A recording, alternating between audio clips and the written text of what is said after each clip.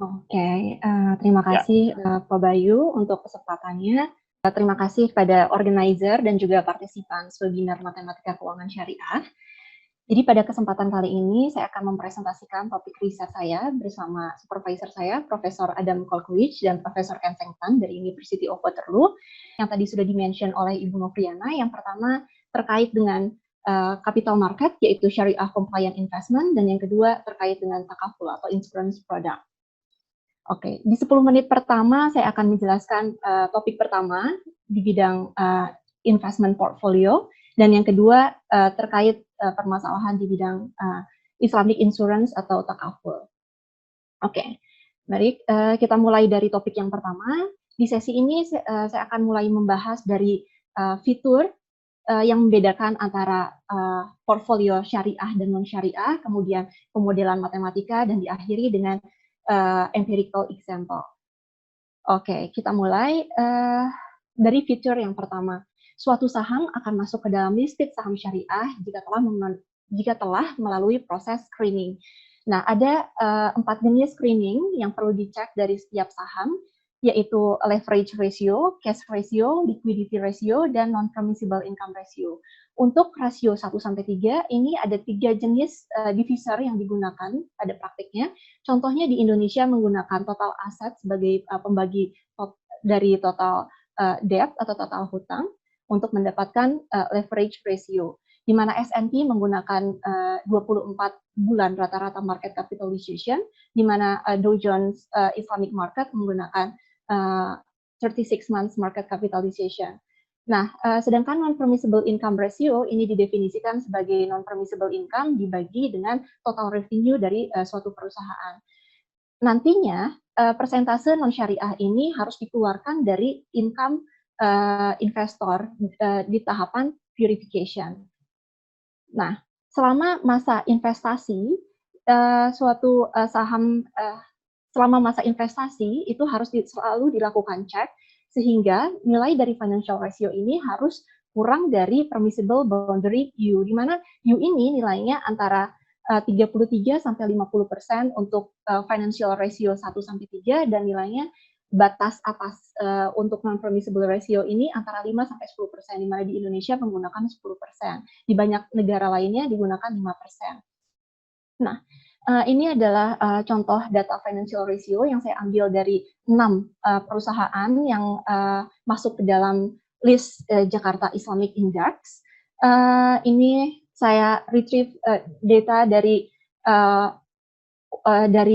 financial ratio perusahaan ke-6 perusahaan ini. Nah, ini yang menarik, mari kita fokus ke perusahaan gas negara.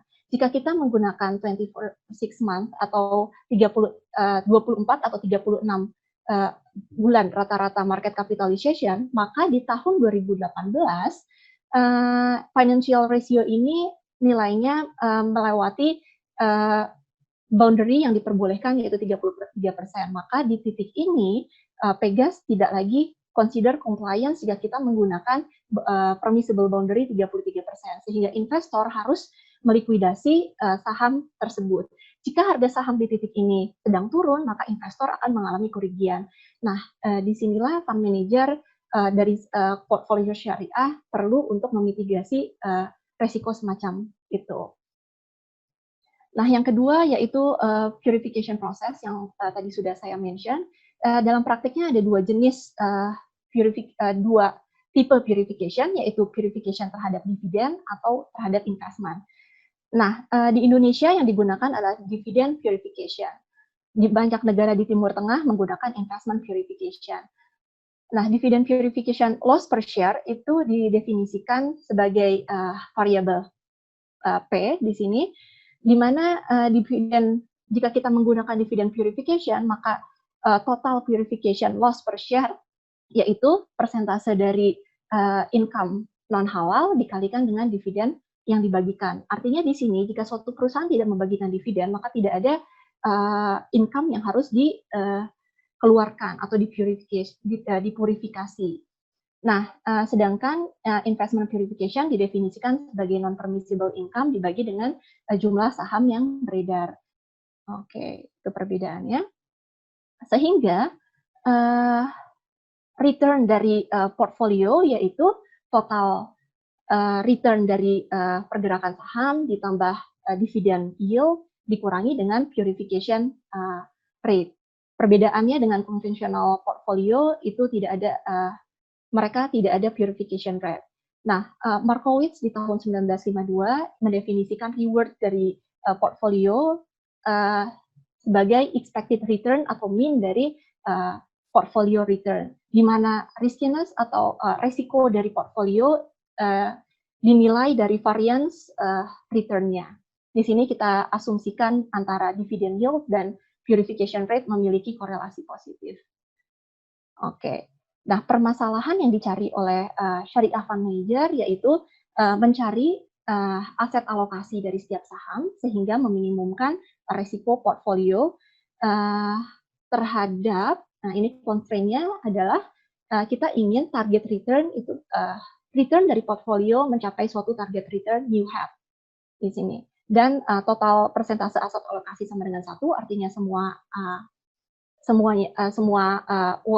semuanya diinvestasikan terhadap saham, dan setiap aset alokasi itu non negatif, artinya di sini short selling itu tidak diperbolehkan, dan XI nilainya harus kurang dari ZI. Nah, disinilah screening kita masukkan dalam constraint masalah optimisasi kita, di mana ZI ini nilainya akan 1 jika suatu saham memiliki probabilitas untuk tetap compliance atau tetap syariah dengan peluang yang cukup tinggi.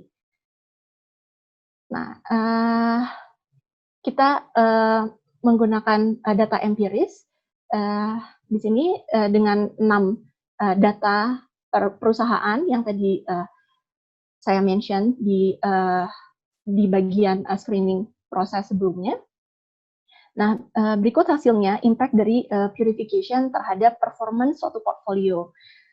Nah, untuk suatu target resiko atau untuk suatu nilai resiko tertentu, di sini contohnya 0,14, maka return dari syariah portfolio itu return-nya lebih rendah dibandingkan dengan return dari tradisional atau non-syariah portfolio. Hal ini disebabkan karena tidak diperbolehkannya short selling dan juga adanya pengurangan dari purification process.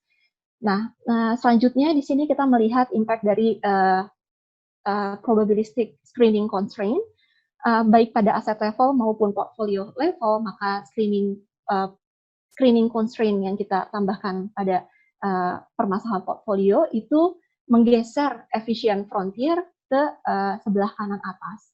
Ini bisa kita lihat dikarenakan jika kita bandingkan antara portfolio tanpa screening dan screening dengan 3 jenis divisor tadi, maka fund manager consider untuk tidak melakukan investasi pada saham ini, Pegas ini, karena saham ini memiliki peluang untuk berubah untuk non-compliance cukup besar di masa yang akan datang. Gitu. Nah, mari kita masuk ke topik berikutnya, yaitu permasalahan di bidang takaful. Nah, di sesi kali ini yang akan saya bahas adalah model resiko pada suatu produk takaful, kemudian kita akan propose formula untuk menghitung ruin probability. Nah, ruin probability ini adalah salah satu keilmuan aktuaria yang biasa digunakan untuk mengukur performance suatu produk asuransi.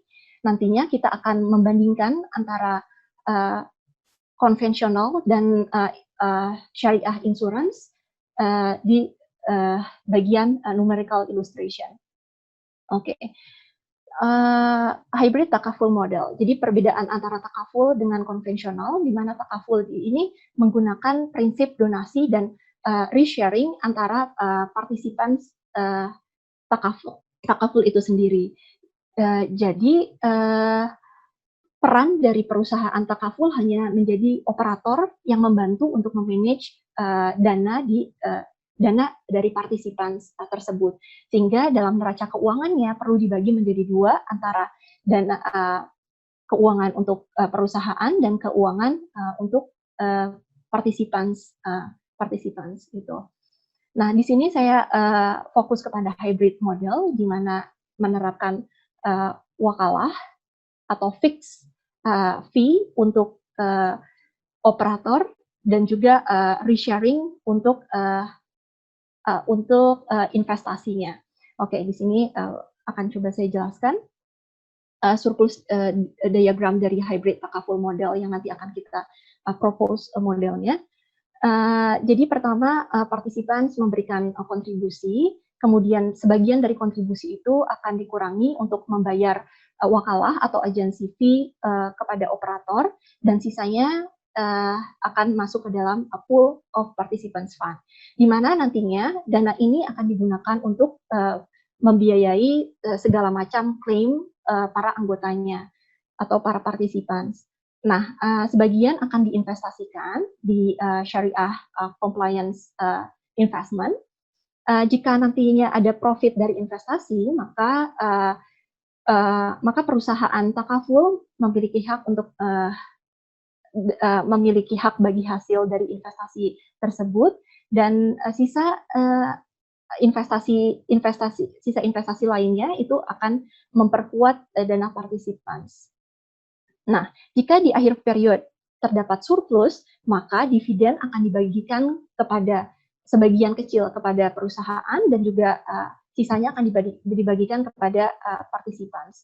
Jika di akhir periode yang terjadi adalah defisit pada participants fund, maka shareholders atau takaful company itu harus menyiapkan Qardhasan fund atau binufwan loan atau non-interest loan untuk mengcover defisit di participants fund ini, yang mana nantinya pinjaman ini akan dikembalikan dari future surplus. Nah, berikut dinamik dari surplus fund. Nah, di dalam model ini kami mempropose ada 3 jenis trigger level. Jadi di dalam surplus fund tersebut ada minimum requirement level, yang mana artinya jika setelah pembayaran klaim total dari surplus fund di participants fund tadi jatuh di bawah LW atau minimum requirement level, maka kita akan mengambil dana pertama-tama dari investment fund. Jika tidak cukup, maka kita akan mengambil pinjaman dari Qardhasan fund dari perusahaan, yang mana nantinya untuk sehingga surplus level kembali ke setidaknya nilai minimum requirement levelnya, dan hutang tadi akan dibayarkan di periode berikutnya jika terdapat surplus. Nah, trigger level yang kedua yaitu LI, ini trigger level untuk investasi. Artinya di sini jika setelah mendapatkan kontribusi, nilai surplusnya itu di atas LI, maka akan dilakukan investasi dengan cara memberikan suatu deposit ke investment fund. Dan yang ketiga adalah dividend trigger level LD. Di sini jika surplus fund nilainya itu di atas LD, maka dividen akan dibagikan baik kepada shareholders dan juga kepada participants. Nah, sehingga nilai surplus dari participants fund pada saat T, yaitu initial level ditambah total income dari kontribusi, ditambah income lainnya dari penarikan dari investment fund, ditambah pinjaman dari Qardhasan fund, dikurangi dengan beberapa pengeluaran, yaitu tadi deposit ke investment fund, dikurangi total dividen yang di share, dan juga dikurangi dengan total claim. Di sini kita mengasumsikan claim frekuensi dan claim severity itu mengikuti model Sper-Anderson, di mana waktu tunggu antara claim ke I-1 dan I itu mengikuti suatu PMF tertentu, dan jika diberikan probability mass function untuk claim severity-nya itu misalkan alpha, maka join VMF dari interclaim time distribution dan claim severity itu sama dengan alpha dikali A. Jadi itu penjelasan model Sper-Anderson.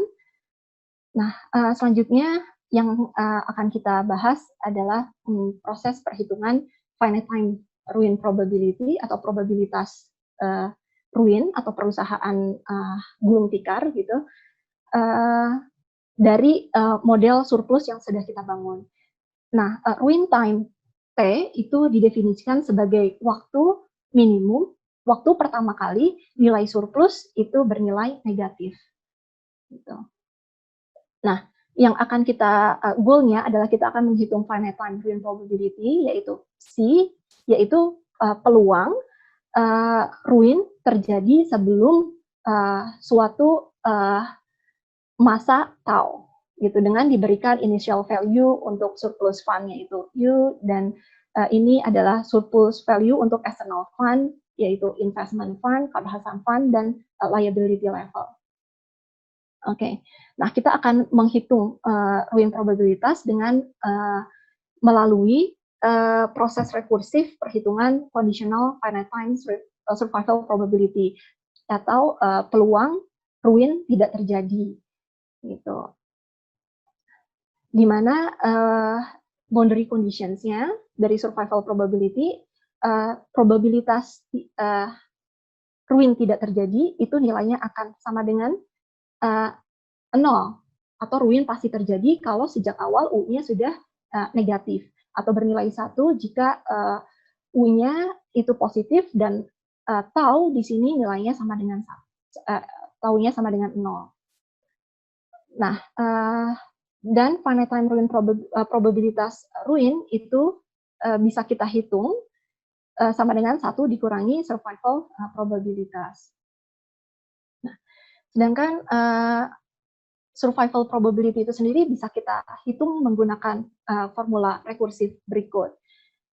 Oke, jadi dalam perhitungan rekursifnya ini dibagi menjadi 2, yaitu sebelum repayment atau pengembalian hutang kepada Kardashian Fund, dan ini adalah probabilitas ruin tidak terjadi setelah pembayaran hutang. Nah, ini adalah total dari total survival probability untuk setelah pembayaran klaim pertama. Nah, klaim pertama itu bisa terjadi pada saat K-nya dari 1 sampai calling point C, yaitu saat di mana Kardashian repayment diperlukan. Nah, di sini agar ruin tidak terjadi, maka jumlah maksimum dari klaim yang memungkinkan yaitu jumlah reserve yang tersedia, yaitu total reserve dari surplus fund atau participants fund ditambah nilai dari investment fund dan juga sumber dari Kardashian fund. Di sini kita asumsikan investment fund dan Kardashian fund itu kita investasikan pada suatu risky asset dengan return dengan probabilitas return-nya itu PKL, dan dengan asset price movement pada saat waktu ke K yaitu NLK. Nah, berikut hasil numerik yang kami lakukan, di mana GQ di sini adalah total kapasitas peminjaman atau pada kasus takaful yaitu Kardashian, sedangkan untuk conventional insurance yaitu di sini pinjaman berbunga dari bank. Nah, jika kita bandingkan antara konvensional yang biru dengan yang hijau dan orange takaful, maka jika kita gunakan jika tidak ada pinjaman atau G sama dengan 0, maka conventional insurance memiliki peluang untuk peluang rugi yang lebih rendah, artinya lebih baik, dikarenakan pada takaful produk itu kita harus mengeluarkan mudharabah fee. Tetapi jika adanya fitur Qard Hasan, yaitu G-nya lebih dari 0, maka takaful produk memiliki performance yang lebih baik dibandingkan dengan conventional insurance. Jika kita lihat, jika kita ukur performance tersebut dengan ruin probabilitas. Nah, berikut ini komparasi jika pinjaman Qard Hasan itu dikembalikan atau tidak dikembalikan. Nah, model yang kita propose, kita akan mengembalikan Qard Hasan yang kita pinjam dengan dari surplus di masa yang akan datang.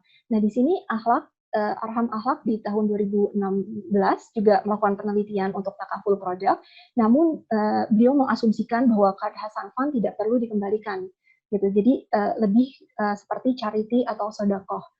Nah, maka jika kita tidak menginvestasikan, di sini K ini adalah return dari investasi, jika kita tidak menginvestasikan Qard Hasan Fund, maka mengembalikan Qard Hasan itu tidak menguntungkan. Namun jika kita menginvestasikan Qard Hasan Fund dengan return 1% dan 2%, keduanya ini, maka mengembalikan Qard Hasan yang kita pinjam itu memiliki performance yang lebih baik. Gitu. Dan terakhir, hasil terakhir, di sini kami membandingkan juga performance takaful produk terhadap jenis aset yang kita investasikan. Nah, untuk kita gunakan Chopsrock-Robinstein model untuk memodelkan stochastic return dengan suatu return yang sama dan tapi dengan resiko atau variance yang berbeda. Maka kita lihat di sini semakin besar variance dari return, maka akan menambah resiko pada suatu insurance product, sehingga mengakibatkan ruin probabilitasnya juga semakin besar. Itu oke, jadi kita sudah membahas metode matematika untuk syariah compliant portfolio yang memasukkan features purification dan juga screening. Dan yang kedua, kita sudah membangun formula rekursif untuk menghitung probabilitas ruin dari takaful model jenis hybrid, gitu. Ya, dengan juga kita mengasumsikan adanya stochastic return dan Qard Hasan facility. Oke, saya mau mengucapkan terima kasih kepada LPDP yang memberikan funding untuk studi doktoral saya. Oke, terakhir terima kasih untuk perhatiannya. Saya kembalikan kepada moderator. Ya, terima kasih kepada Ibu Dila Puspita atas presentasinya mengenai compliant portfolio syariah dan model hybrid dari takaful. Untuk pertanyaannya kita simpan dulu ya Bu ke akhir acara. Terima kasih kepada Ibu.